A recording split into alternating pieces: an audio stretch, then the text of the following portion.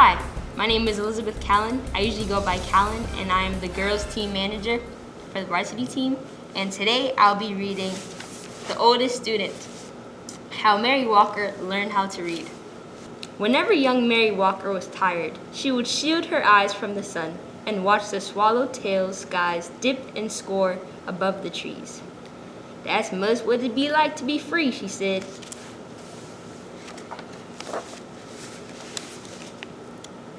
But Mary didn't watch for long. Even at only 8 years old, she knew the first rule of the Union Springs, Alabama plantation she lived on. Keep working. She knew the second rule too. Slaves should not be taught how to read or write or do anything that might help them learn to do so. Mary didn't stop working. She didn't learn to read either. But at the end of each long day picking cotton, totaling water to Papa and the other slaves who chopped wood for the train tracks, or helping Mama clean Big House, she would lie in her little bed next to the crumbling fireplace and think to those birds. "When I'm free, I'll go where I want and rest where I want. And I'll learn how to read too." When she was 15, it happened. Mary and her mother, brothers, and sister were free. The Emancipation Proclamation said so. What it didn't say was how a family with nothing except the checkered garments on the backs could find food, clothes, and a place to sleep. Mary's father died, and the family was on its own. Across the fields and through the woods, ex-slaves surged like waves crashing hard to shore. Now that they were free, every road was a freedom road. Many headed north and west, and every which way, searching for long-lost family members or simply experiencing what the wonders of being free was like.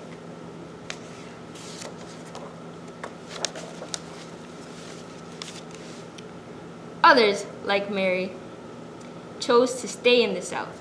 An organization called the Freedom Bourboni helped those who stayed to find shelter on abandoned Confederate land. Mary and her family settled in one-room cabin. For the next few years, she worked alongside her mama to feed her siblings. 7 days a week, she churned butter, cleaned houses, and cared for other folks' children. The hours were long, and if Mary was thirsty or hungry or needed to use the outhouse, she would have to wait until she got home. At week's end, she would offer her mama the only lonely quarter she had earned.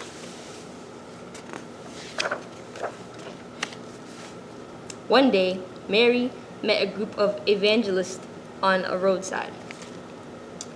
A woman with soft wrinkles in her kindly face placed a pig and a beautiful Bible in Mary's hand and told her, "Your civil rights are in these pages." Mary didn't know what civil rights were.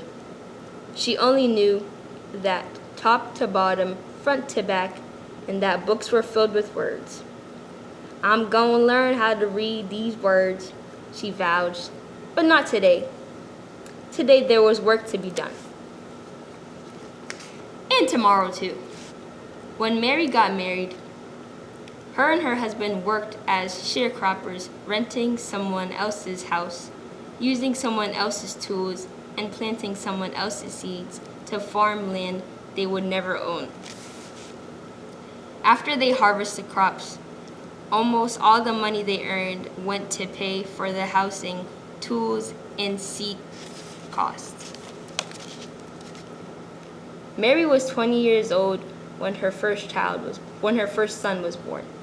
She opened her Bible and marveled at the squiggles inside.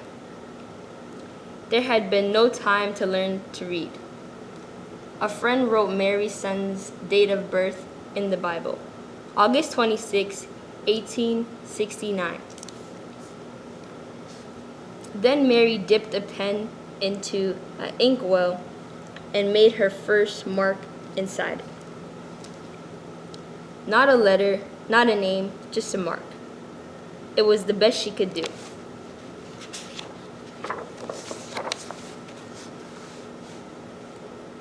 One day, Mary's husband died.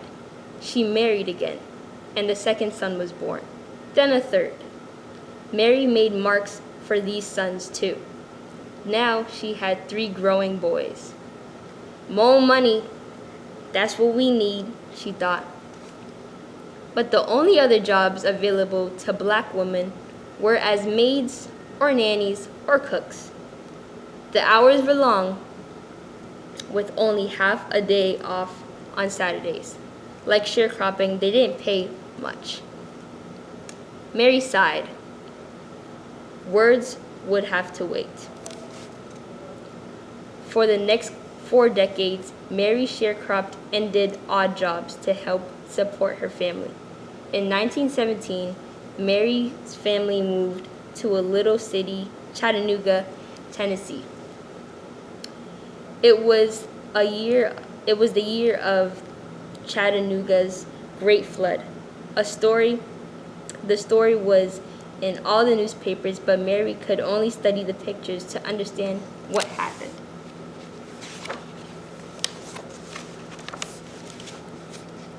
By now, Mary was 68 and too old to sharecrop, but she continued to work, cooking, cleaning, and babysitting. She also fried fish, baked cakes, and sold sandwiches to raise money for her church. On Sundays, she would sit in the congregation, and as the preacher spoke, she would clutch her family Bible, the Bible she could still not read.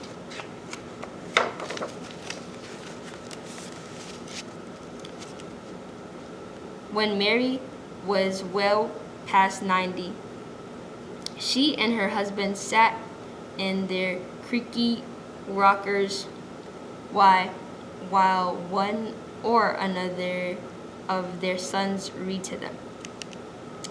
After the 2 younger boys died, the eldest read. Then Mary's husband died. Several years later, her eldest son died too. He was 94.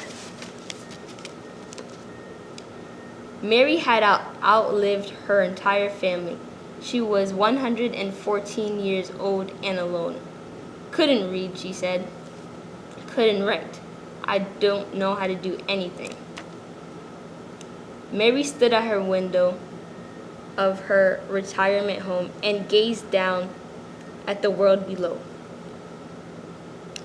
Words were everywhere, on billboards, on buildings, and store windows and trucks. She sighed. All this time, she thought, and they still look like squiggles.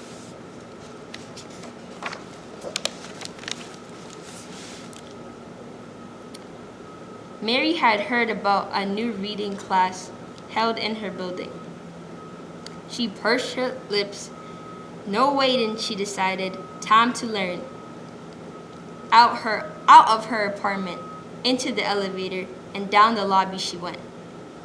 When the elevator's doors sprang open, Mary saw new people sitting under a sign with a picture of an open book. She could not read the words. A neighbor walked up to her. That's a reading class, Miss Mary. Can I help you over? She shook her head.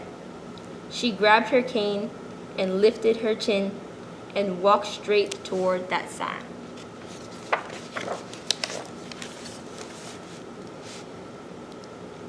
For the next year and more, Mary put everything she had into learning how to read.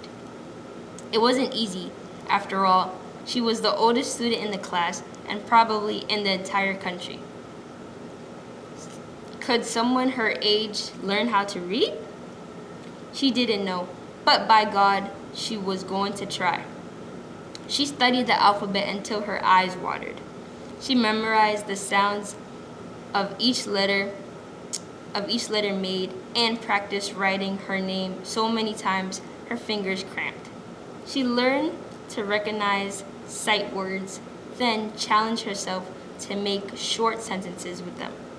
She studied and studied until the books and pages and letters and words swirled in her head while she slept.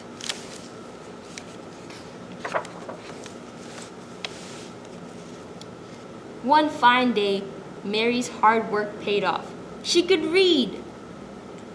Word of her accomplishment traveled, and people everywhere celebrated with her. Chattanooga's mayor, newspaper journalists across the country, and a man from the U.S. Department of Education said, "Miss Mary Walker, I pronounce you the nation's oldest student." All shared her joy.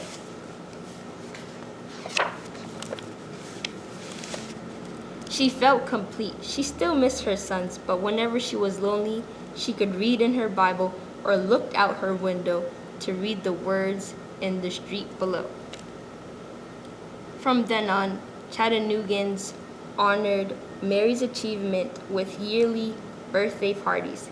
In 1966, President Lyndon B. Johnson sent well wishes on Mary's 118th birthday.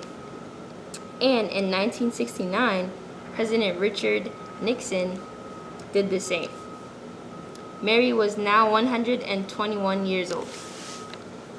Mary received many gifts over the years: a radio, a sofa, and her first television, a new Bible, and the key to the city, and perfume and champagne from the Canadian Mounties.